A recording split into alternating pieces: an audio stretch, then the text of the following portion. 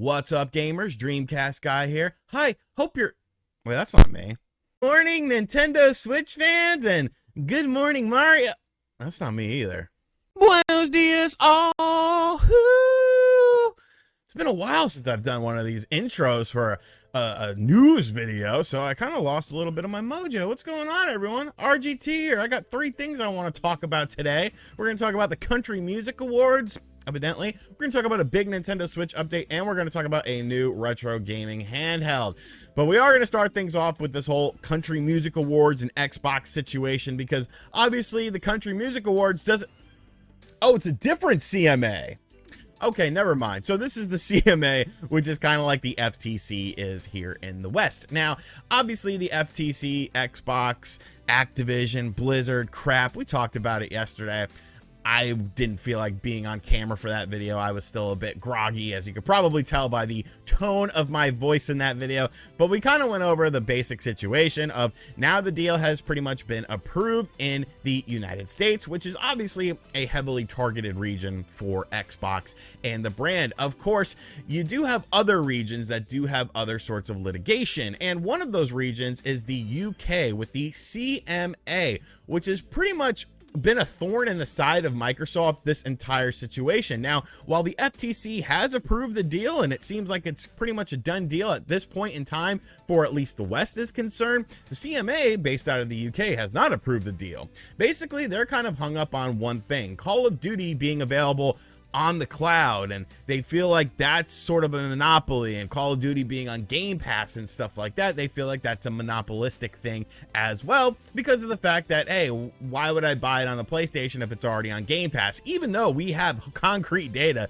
that says otherwise, that says people buy games that are available on Game Pass on their preferred platform and pay money for them. Journey to the Savage Planet was a game that I played on my Xbox One, I believe it was, that was on Game Pass. And then I noticed that that game was on Switch, and I was like, oh, I'd rather play it on there. So I ended up buying it by sampling the game on there. So I'm data right here. But basically what is happening with this is, like I said, they don't want this Call of Duty to be on Game Pass or on xCloud, and it's really putting Microsoft in an interesting situation, because obviously they could kind of go back and forth with it. They could sort of be like, well, hey, you know, why is that, blah blah blah, but that's gonna hold up this entire process if they do that. So really, there's two options that I feel like Microsoft is looking at right now, and these are documented options as well. One being, Call of Duty will not be available on the cloud or on Game Pass in the UK once this deal goes through. Or the second thing is, Microsoft's just not going to sell games in the UK anymore as far as their first-party games are concerned. Because really, like, the UK, it's not the biggest region in the world. You know what I'm saying? I don't feel like they're making hand over fist money in the UK right now. And plus, what would end up happening if they do something that extreme, the onus would go on the CMA. You know, people would be pissed off at the CMA, like, wow, you took away Call of Duty from us. You took away, you know, Microsoft games from us. When you could have just, you know, been like everyone else and been like, okay, you know, whatever, it is what it is. You know, other regions approved this deal, why didn't you? So I feel like that would sort of backfire against the CMA. But the problem is the CMA doesn't seem to be in an urgent rush to make anything happen. They're kind of dragging their feet. And obviously, you know, we're not just talking about Call of Duty. We're talking about Blizzard games as well. Diablo, StarCraft, all that sort of stuff, which is popular in other regions too. So I don't know, man. It seems, you know, like, okay, if all of the different regions for consumers like banded together and we're like, no, we're not going to do this, then that's one thing. But when you're kind of the one lagging and you're kind of the one behind, and really the options look to be either your consumers get it on an Xbox platform or they don't get it at all, like, I don't know, man. I don't know. Let me know in the comment section down below what you think of all of this hoopla and hype over the Activision Blizzard situation, and now a part of the Xbox umbrella, pretty much. And how do you think this will affect UK gamers? And if you live in the UK, what are your thoughts on this? Let me know in the comments down below. Next up, Mario Kart 8 Deluxe is the game that it won't die.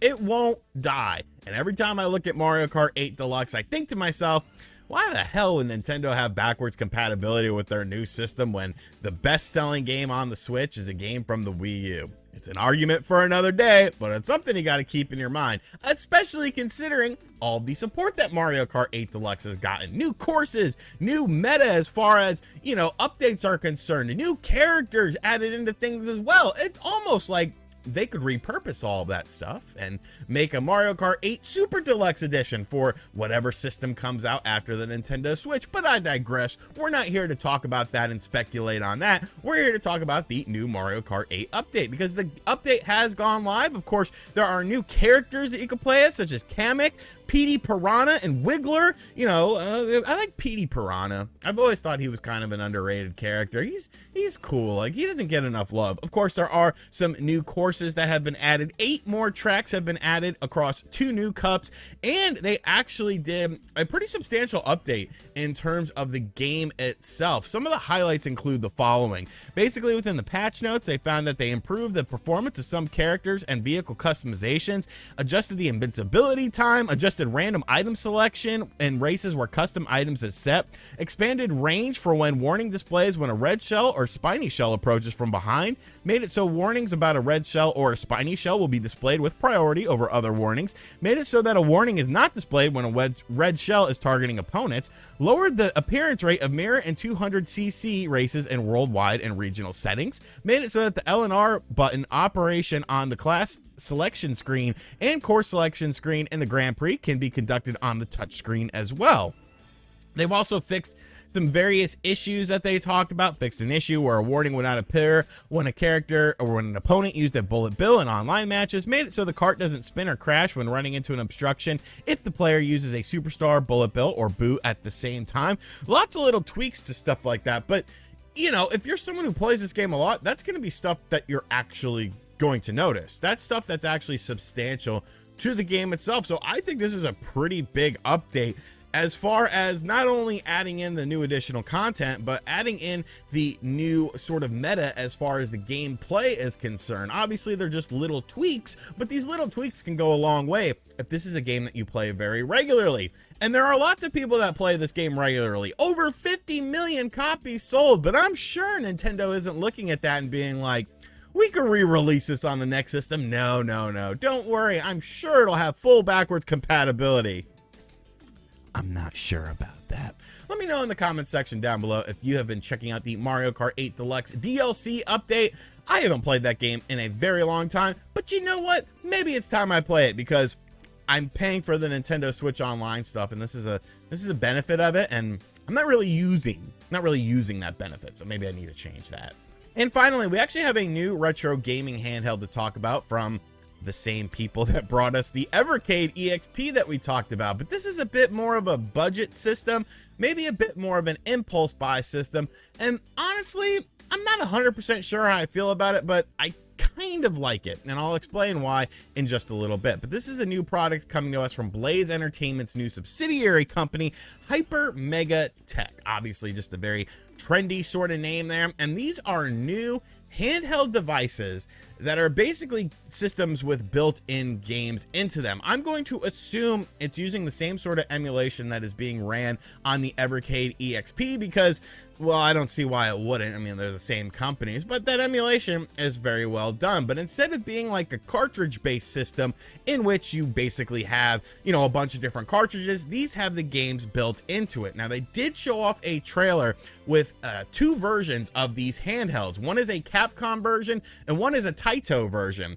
And what I find interesting about that is you're kind of leading yourself to the potential of a collector's aspect, because obviously a lot of retro gaming enthusiasts or whatever are going to have these games. They're probably going to have these games on a myriad of platforms and stuff like that. But the collection aspect comes into the play, where basically these systems have different color variants, and there's like a little branding on it as well. And you know how people get when it comes to stuff like this. They get very addicted. They get very FOMO, the fear of missing out. Now, pre-orders for this will be going up very soon. I believe, let me see, July 14th is the day that pre-orders will be going up for these systems. And you can see here, the Capcom system has like your Street Fighters. It's probably very similar to the games that we saw on the Evercade that we actually just checked out yesterday. If you have not checked out that video, make sure you check it out. But you got your Final Fights, Street Fighter 2, some Mega Man, some Ghouls and Ghosts, the Taito one. Of course, you have Space Invaders and stuff like that. I like how both of them are different colors to sort of differentiate the different versions. I'm saying that a lot. And it actually does use cartridges from the Evercade system. So that way, if you have cartridges from the Evercade, now you can play even more stuff, but you have this little form factor built into the palm of your hand. And here's where things get really interesting, is the fact that you have these built-in games. You can use additional Evercade cartridges that only cost 20 bucks a pop.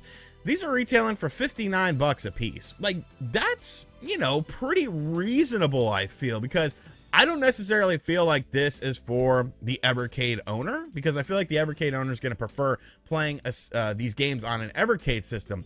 I feel like this is for someone who, you know, kind of an impulse buy. You see it at the checkout aisle. You're at Walmart. You're like, oh, what's this? Capcom arcade games, Taito arcade games.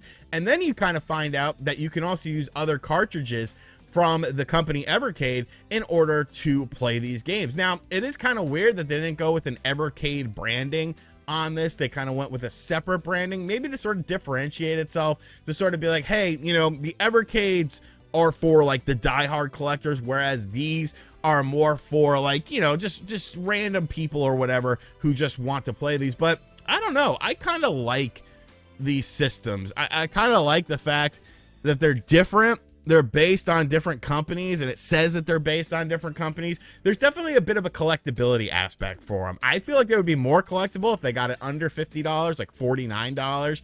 But at the same time, you know, the market's going to dictate whether this is a success or not. Obviously, as someone with a large Evercade library, I'll check this out, you know. I'll check out the build quality of this system. It looks pretty cool. But let me know in the comment section down below what you think about this. Is this a smart move by the Blaze Entertainment people? Is this a dumb move? Do you have Evercade cartridges? Do you know what an Evercade is? Because if not, I mean, I made a video about it yesterday. Where were you? You should have watched it. There's still time though. You can go watch it now. Alrighty, so that's going to do it for today's video. Hope you guys enjoyed it. Be sure to give me all your thoughts in the comments section down below. And as always, guys, thank you for checking out this video. If you're new to the channel, like I said, maybe I said it, maybe I didn't. I don't know. That was like 15 minutes ago when I would have said it. If you're new, make sure you subscribe, hit the like, comment, share, all that good sort of stuff. And as always, I'll catch you guys on the next video. Later.